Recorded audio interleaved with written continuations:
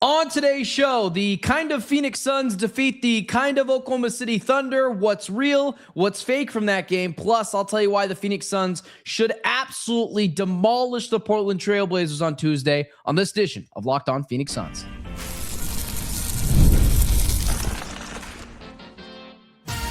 You are Locked On Suns, your daily Phoenix Suns podcast, part of the Locked On Podcast Network, your team every day.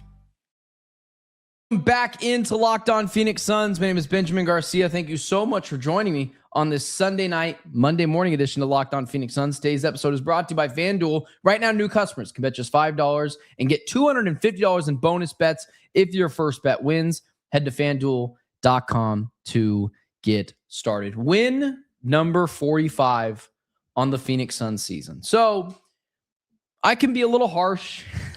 You guys know that. A lot of my analysis is tough love because the Phoenix Suns were my first love. They're what got me into sports. And I remember, this is one of the reasons why I tweeted out, hey, before the game starts, before anything gets crazy, before someone, who we didn't know previous to this game potentially goes off for a masterful game, remember that Archie Goodwin once in 2014 dropped 29 points in the final game of the Phoenix Suns season. And in 2019, Jamal Crawford dropped 51 points in the final game of the Suns season at age 39. So it's hard to tell what's real and what's fake from this final game. And we'll get deeper into that. We'll get deeper into this 45-win season. We're going to talk about the play-in. We also will have more on the play-in tomorrow. My guy Mike from Locked On Blazers. We're going to dissect that game tomorrow night, so be on the lookout for that.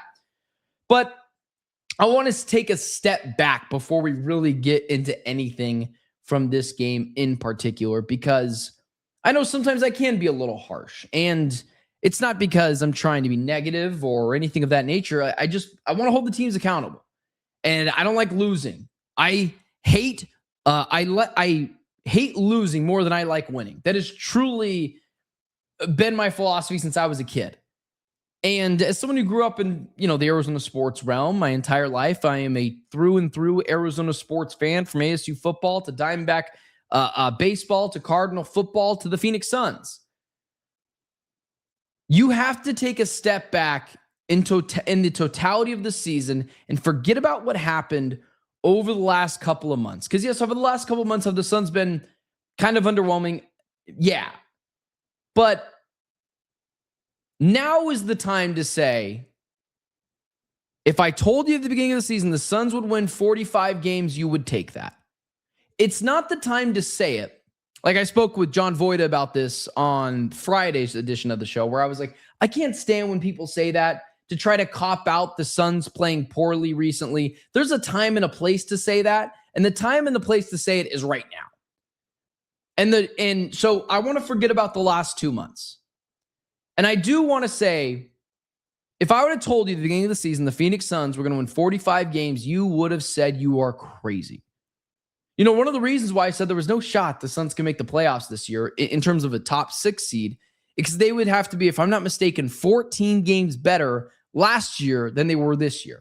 And they didn't make the top 6 seed, but that could have been, that saying that I said could have been just as well thrown into this mix of the Suns winning 45 games this year, but they would have had to win more to get into the playoffs. I didn't expect that they would be this good. That's the long way of saying this. Now, I did expect them to be the 9 seed this year and get out of the play-in tournament. So my prediction is still intact. Not that that really matters, but I'm not surprised that they made the play-in tournament because I thought they could do it being under 500.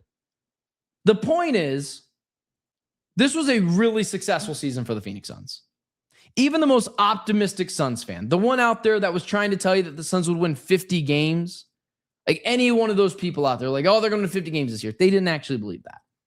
And if they did, I don't think they had a real basketball reason for doing so.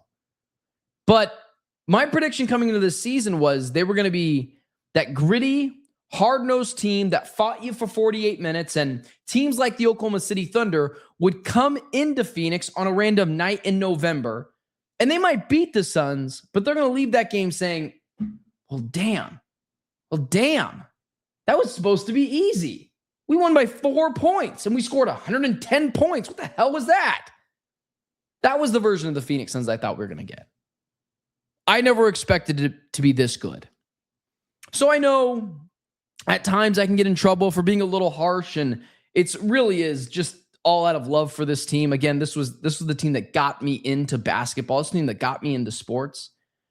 And I won't say this a lot on the show because I don't want to make it seem like I'm one of those guys just like overly just like oozing over the team. I still want to hold them accountable, but this is an unbelievable feat that the Phoenix Suns have done this year. And I don't want that to get lost.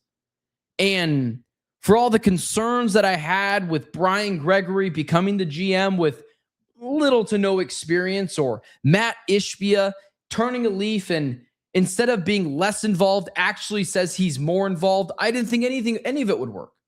The only thing that the Suns did at the beginning of the season that I actually bought into was Jordan Ott. I was always in on Jordan Ott. Always. I didn't care about the Michigan State connection.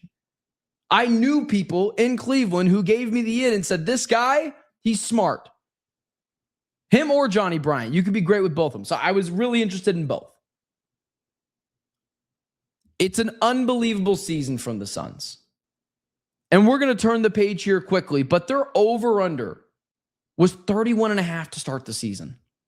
31.5. So, again, forget about the last 2 months. It's been a little rocky. It really has been. And since, I don't know, February 1st, 2nd, 3rd, somewhere in that first week of February, they've had some concerns. But this team, what they did this year was absolutely remarkable. And as far as what happens on Tuesday against the Trailblazers, and again, we will talk about that in the final segment and my thoughts on it and if the Suns should be favored and all that good stuff. And if you follow me on Twitter, you probably already know my thoughts on it. But it doesn't, like, that right there doesn't matter. The Suns could fall out of the play-in as a whole. Like, that on its own doesn't matter. Now, do I expect them to be better? Do I expect them to get out of the play-in? Spoiler alert, I do. But without that on its own, 45 wins is absolutely incredible.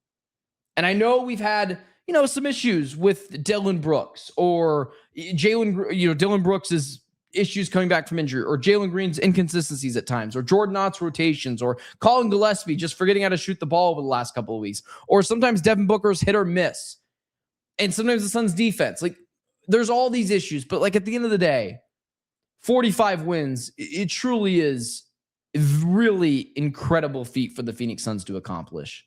And although this game on its own, how much does it really matter? What matters is it got to that magical number of 45. And, the players tonight could have not showed up. And one of my biggest takeaways from tonight's game, which is actually kind of funny, is, bear with me here a little bit, but the Suns are really deep. Like, they're a very deep basketball team. Now, I understand it's like, oh, where have you been for the last, 7 months, you moron? But my point in saying that is, they're legitimately 11 guys deep in the regular season. Now, in the postseason, that doesn't really matter. I know people say depth wins in the postseason. No, quality depth wins in the postseason. So if you can play 8 guys in the postseason and those 3 guys off your bench are just fringe starters, that's real depth. The Suns' depth, I don't think, tests the waters of, they could play 11 in the postseason. They're going to play 9, maybe even 10 in the postseason.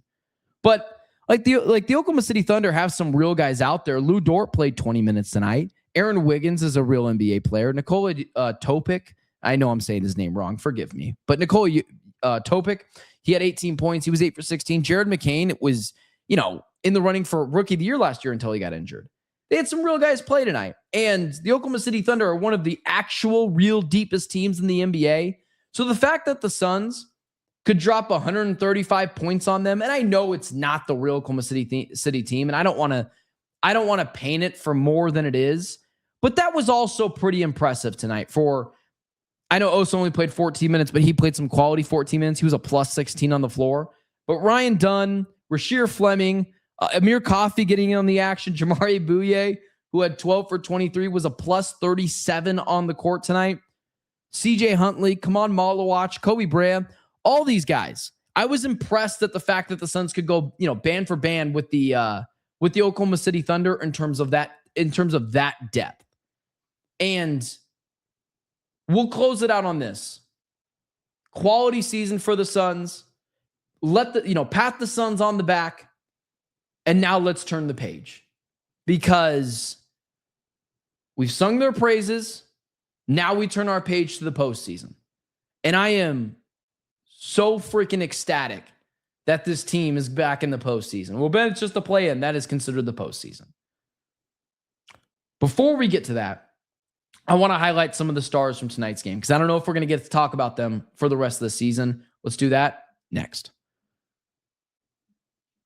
Today's episode is brought to you by the folks over at Game Time. There's nothing like being in an NBA arena. The crowd, the energy, the moment, getting tickets. So that part hasn't always been so simple. That's why Game Time has become the go-to app for scoring tickets without the hassle. It puts the advantage back where it belongs with the fans. I pull up the Game Time app. I pick up an upcoming game, and I have tickets locked in within minutes. Love seeing the all-in upfront pricing with no surprise fees at checkout. Being able to see the view from my seat before buying tickets makes the decision incredibly easy. Zone deals stand out to me because I choose the section. Game Time picks the seats, and I save. Great last-minute options, too, with NBA tickets showing up at solid prices. Take the guesswork out of buying NBA tickets with Game Time. Download the Game Time app, create an account. Use code LOCKEDON for $20 off your first purchase. That's LOCKEDON for $20 off. Download the Game Time app today. Remember, it's GameTime.co, not .com.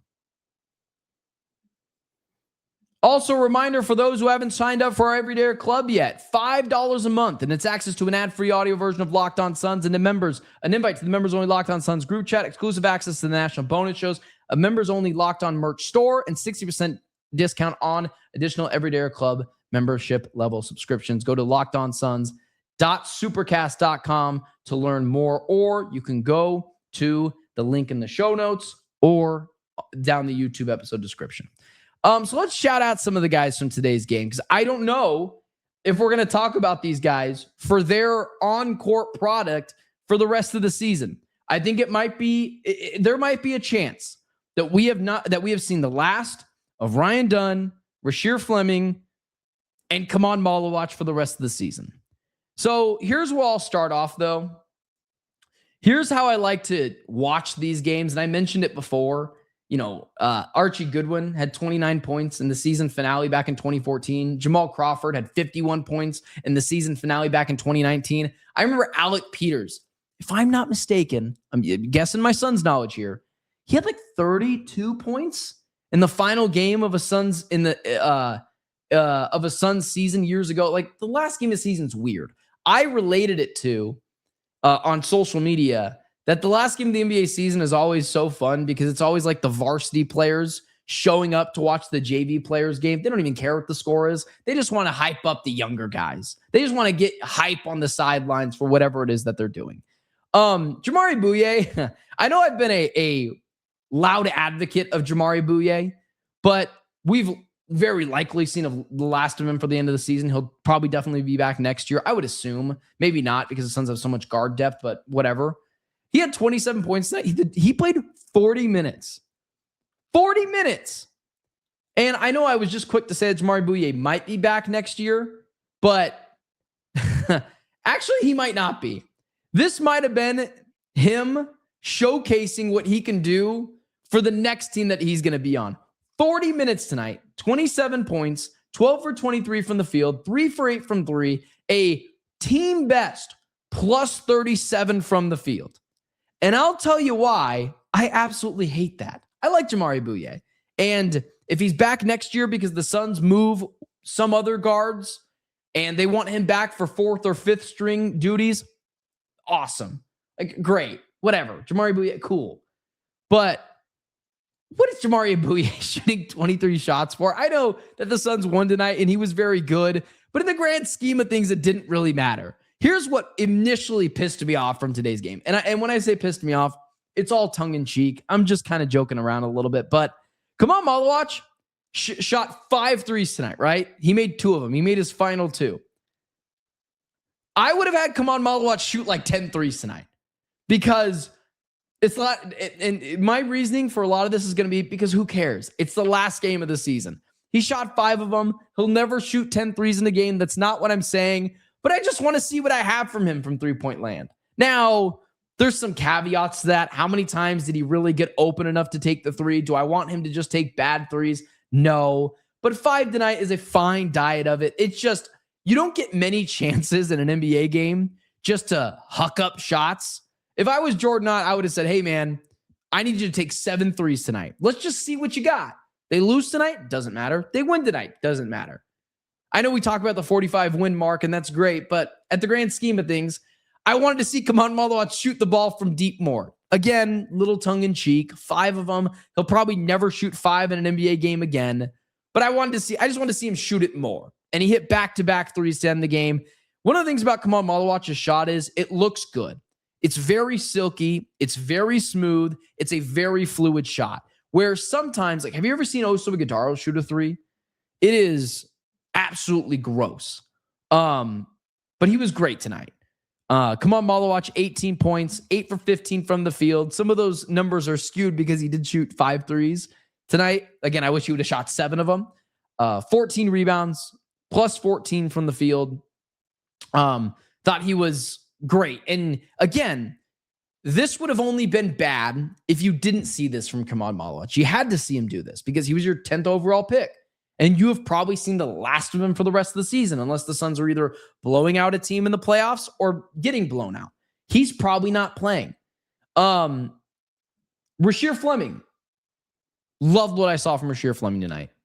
6 for 13, 4 for 7 from 3. What have we said it's all about for Rasheer Fleming? It's all about confidence for Rasheer Fleming. And it's one of the reasons why with Khaman Maluach and Rasheer Fleming, why I myself have been, and maybe you as well, have been very patient with these guys. It's why I don't have this, fat ruler, and every time I'm measuring them, how far they went. I just need to see the moments from Rasheer Fleming. I just need to see the moments from Khaman Maluach. And consistently when they've been playing, I have seen them enough to say, both those guys are going to work. Both of those players are going to work.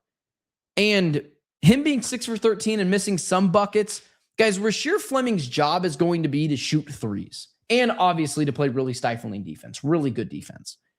I don't really care. I mean, of course, I care to a degree what his mid-range game looks like, what his inside game looks like, but that's not what he's going to be asked to do.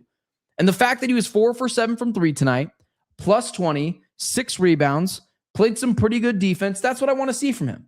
Same thing with Khaman Maluach. I know I joke about him shooting more threes and I want him to shoot more threes, but is he ever going to shoot that many in a game? Probably not. I was just really hoping for practice from him. And then finally, Ryan Dunn. This one's going to be a bit polarizing.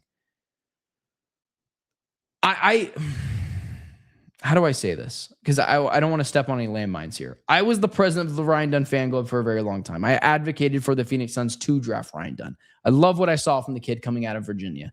He just needed to develop some semblance of a jumper. He was 8 for 11 tonight. And there are going to be some instances where you're asking for Ryan Dunn to get to the rim.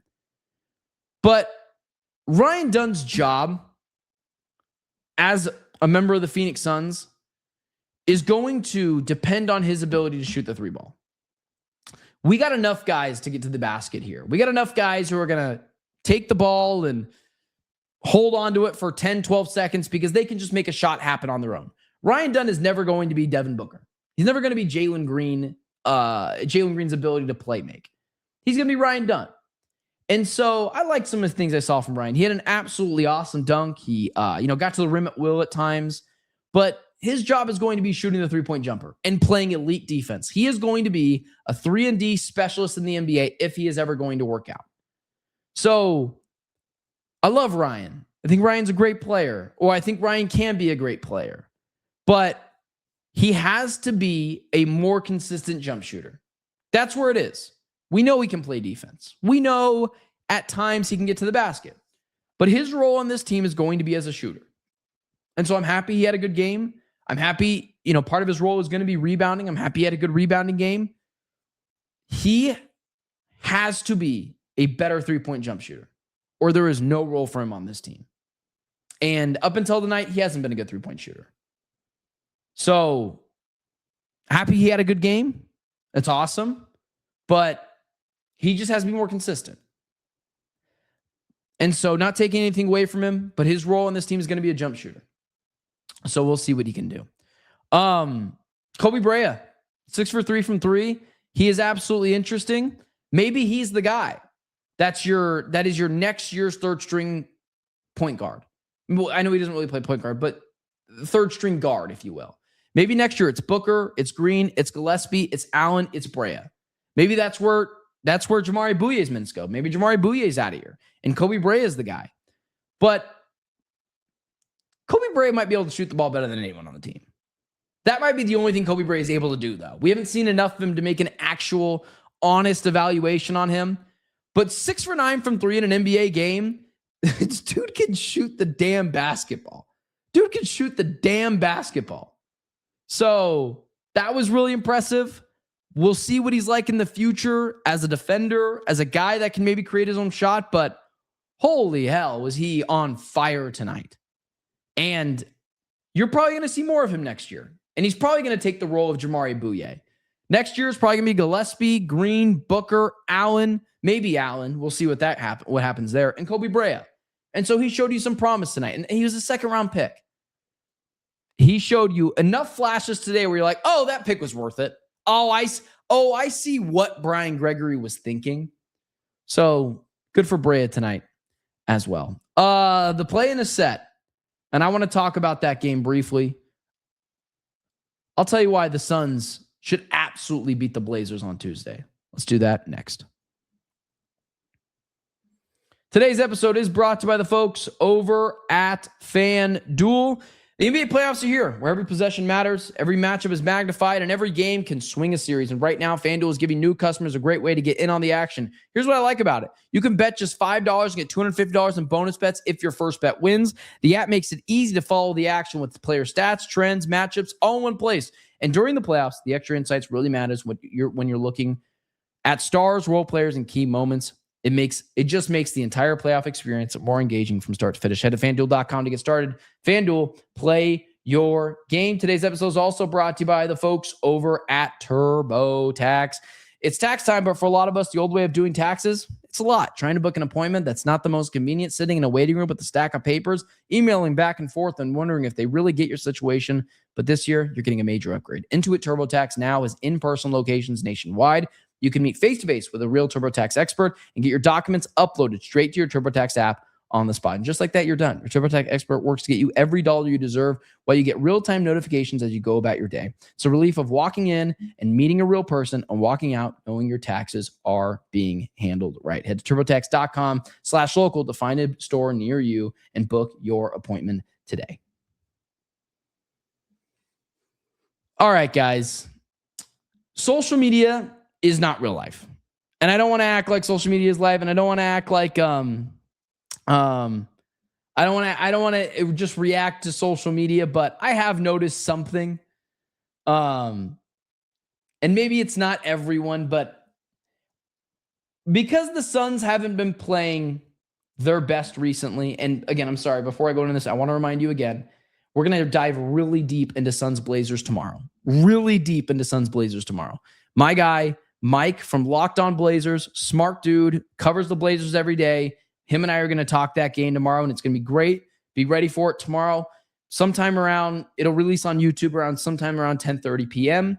And then audio probably 3 a.m. on Friday, on Tuesday morning. So be ready for that. The Suns should absolutely handle business against the Portland Trailblazers on Tuesday. And I know I've talked about this before, but just for a brief overview, I know that the Blazers are normally dressed and look like a team that would give the Suns fits.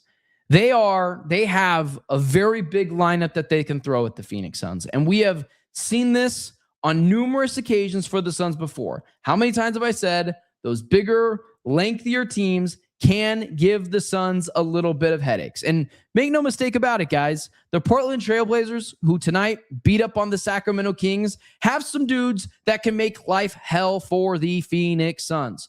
Jrue Holiday has eaten Devin Booker's lunch before. Toumani Camara is a bigger, lengthier player. Denny, was an all-star this year. Donovan Clingan, Scoot Henderson was decent tonight against the Kings. I just don't care about any of that. Credit to the Portland Trailblazers, who had a nice season, 42-40. We are not doing this. We're not doing this. We are not letting the Suns' recent lull scare us into thinking that the Suns should not beat this team on Tuesday. The Suns are the better team. They at times can be the more physical team. And offensively speaking, guys, it is not close. In terms of, I guess I should preface it like this. The Suns finished the season as a top 10 defensive team in basketball. The Portland Trailblazers are the 21st best offensive team in basketball. Not to mention, they're going to be without Jamaree Grant. So that's another offensive weapon for them that they're going to be without on Tuesday. So let's not use the injury excuse for the Suns if, Grayson Allen can't play on Tuesday.